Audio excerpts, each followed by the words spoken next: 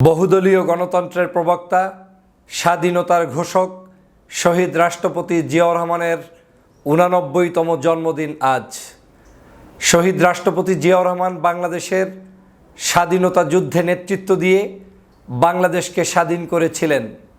শহীদ রাষ্ট্রপতি জিয়াউর রহমানের নেতৃত্বেই বাংলাদেশে বহুদলীয় গণতন্ত্রের চালু হয়েছিল, যেই গণতন্ত্র ধ্বংস করেছিল আওয়ামী লীগ তথা বাকশাল কায়েম করে মরহুম শেখ মুজিবুর রহমান সাহেব যখন বাংলাদেশের মানুষের উপরে নিপীড়ন করেছে, অত্যাচার করেছে, জুলুম করেছে, বাক স্বাধীনতাকে হরণ করেছে, তখনই শহীদ রাষ্ট্রপতি জিয়াউর রহমান বাংলাদেশের মানুষের স্বাধীনতার জন্য, বাক স্বাধীনতার জন্য লড়াই করেছেন, সংগ্রাম করেছেন এবং তিনি বাংলাদেশের মানুষের বহুদলীয় গণতন্ত্র সূচনা করে দিয়েছিলেন। আপনারা জানেন ১৯৭১ সালের ২৬শে মার্চে কালুরঘাট বেতার কেন্দ্র থেকে শহীদ রাষ্ট্রপতি জিয়াউর রহমান প্রথমে স্বাধীনতার ঘোষণা দিয়েছেন এবং তিনি যুদ্ধ শুরু করে দিয়েছেন। স্বাধীনতার ঘোষণার মধ্য দিয়েই বাংলাদেশের নতুন সূর্য উদিত হয়েছিল। যখন ১৯৭১ সালে বাংলাদেশের কঠিন পরিস্থিতি বিরাজ করেছিল, সেই সময় আওয়ামী লীগ এই বাংলাদেশ থেকে পালিয়ে গিয়ে পার্শ্ববর্তী দেশে গিয়ে দাদাবাবুদের সাথে আড্ডায় ব্যস্ত ছিলেন। অনেক নেতাকর্মী পাকিস্তানের জেলের মধ্যে বন্দী ছিলেন, স্বেচ্ছায় কারাবরণে ব্যস্ত ছিলেন।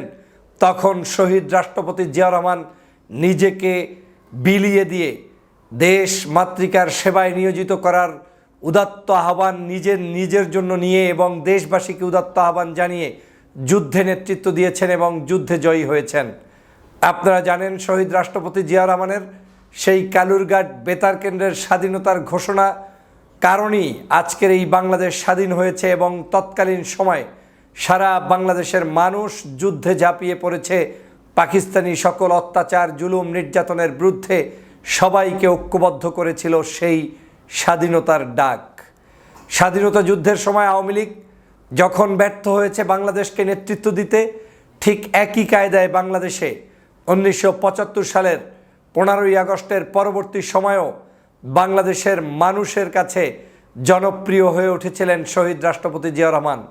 কারণ ১৯৭১ থেকে ১৯৭৫ সাল পর্যন্ত আওয়ামী লীগের দুঃশাসন দেখেছে এদেশের মানুষ, বাকশাল কায়েম করেছে, গণতন্ত্র হরণ করেছে, বাক স্বাধীনতা হরণ করেছে, পত্রপত্রিকার স্বাধীনতা হরণ করেছে, ভোটাধিকার হরণ করেছে। এই সকল প্রকার জুলুম, নির্যাতন, অত্যাচারের কারণেই ১৫ই আগস্ট সংগঠিত হয়েছিল। তারা বাকশাল কায়েম করে বাংলার মানুষের গণতান্ত্রিক অধিকারকে হরণ করেছে, একদলীয় বাকশাল করেছে। তারা বাংলাদেশের মানুষের হৃদয় থেকে বাংলাদেশের মানুষের স্বাধীনতার সার্বভৌমত্বকে টেনে নেওয়ার জন্য, কেড়ে নেওয়ার জন্য ৪টি পত্রিকা ব্যতীত সব পত্রিকা বন্ধ করে রেখেছিল। তারা এই বাংলাদেশে শুধুমাত্র মুজিব বাহিনীকে দিয়ে হাজার হাজার মানুষদেরকে তারা হত্যা করেছে, নির্যাতন করেছে, গুম করেছে এবং এই বাংলাদেশে গুমের রাজত্ব পর্যন্ত সেই সময় চালু করেছে শেখ মুজিবুর রহমান সাহেবের নেতৃত্বাধীন সেই সময়ের বাকশালীরা।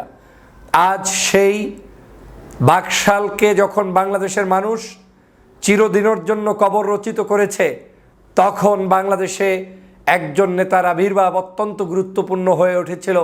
তিনি হচ্ছেন শহীদ রাষ্ট্রপতি জিয়াউর রহমান, যিনি বাংলাদেশের সকল মানুষের স্বাধীনতায় বিশ্বাসী, যিনি সকল ধর্মকর্মের মানুষের স্বাধীনতায় বিশ্বাসী, যিনি বাংলাদেশের সকল মানুষের রাজনৈতিক স্বাধীনতায় বিশ্বাসী।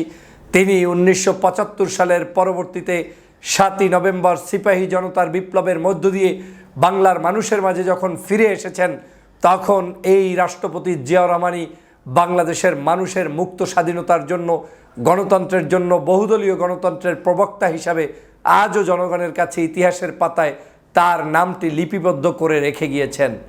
প্রিয় সহযোদ্ধা ভাইরা, আপনারা জানেন আজ এই ৮৯তম জন্মদিন আমরা হয়তো পালন করছি কিংবা আলোচনা করছি, কিন্তু আজকের এই আলোচনাটা যাকে নিয়ে করছি তাকে যদি আজকের আমরা কোনো জায়গায় মানদণ্ড দিতে চাই, বাংলাদেশে একজনকে আমরা এই এক্সাম্পল দিতে পারবো, যেই ব্যক্তি বাংলাদেশের সকল ডানপন্থী, বামপন্থী, ধর্মভিত্তিক মানুষ সহ সমগ্র ঘরানার মানুষদেরকে নেতৃত্ব দিতে সক্ষম হয়েছিলেন এবং বুঝতে সক্ষম হয়েছিলেন। তারই ধারাবাহিকতায় বাংলাদেশের জনপ্রিয় দলে রূপান্তরিত হয়েছিল বাংলাদেশ জাতীয়তাবাদী দল, দেশনেত্রী বেগম খালেদা জিয়ার হাতে বাংলাদেশ আবার গণতন্ত্রের নতুন মাত্রা পেয়েছিল এবং যেটার ধারাবাহিকতা এখন পর্যন্ত রক্ষা করছেন জননেতা জনাব তারেক রহমান সাহেব। আজকের এই জিয়াউর রহমান সাহেবের জন্মবার্ষিকীতে আমরা তাকে শ্রদ্ধাভরে স্মরণ করছি। তার রেখে যাওয়া যে মূল চরিত্রটা, সেটা হচ্ছে বাংলাদেশ, সবার আগে বাংলাদেশ। এই বাংলাদেশকে গঠন করতে হবে।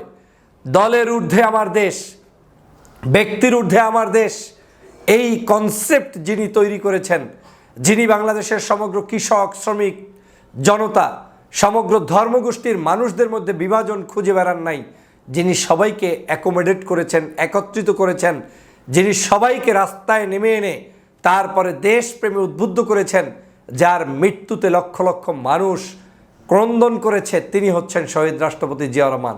আজকের সেই রাষ্ট্রপতি জিয়াউর রহমানের আজ বিএনপি এবং তার নামে বর্তমানে বাংলাদেশে যারাই আমরা তার আদর্শকে কিংবা তার কর্ম পদ্ধতিগুলোকে পছন্দ করছি, তাদের মূল চেতনাই হওয়া উচিত শহীদ রাষ্ট্রপতি জিয়াউর রহমানের রেখে যাওয়া কর্ম পদ্ধতি। আজ যদি শহীদ রাষ্ট্রপতি জিয়াউর রহমানের রেখে যাওয়া পদ্ধতির আলোকে দেশকে বিনির্মাণ করতে চাই, তাহলে প্রথম কনসেপ্ট হবে সবাইকে নিয়ে কাজ করো, ঐক্যবদ্ধ জাতি গঠন করো, সকল মানুষকে নিয়ে দেশের মানুষের স্বাধীনতা সংগ্রামকে এগিয়ে নিয়ে যাওয়া। এটাই হচ্ছে জিয়াউর রহমানের পলিসি।